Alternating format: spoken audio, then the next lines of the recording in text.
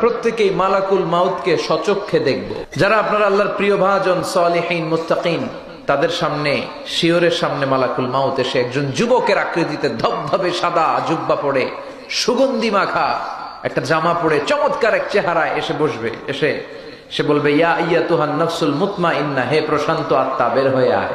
রূহটা বের হয়ে আসবে, জান্নাতি কাফনে করে রূহটাকে আইলিনে নিয়ে যাওয়া হবে।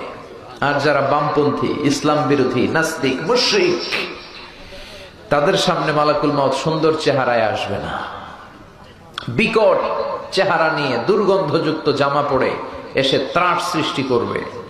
মালাকুল মাউত টেনে হিচড়ে বের করবে। ও আমার গোলাম, তওবার মতো তওবা করো, তওবায়ে নসুহা করো। তওবার মতন তওবা যদি করতে পারো, চোখের পানি ছেড়ে নিজের পাপের জন্য যদি অনুতপ্ত হতে পারো, তোমার জীবনের সব গুনাহ মাফ করে দিতে পারে কে?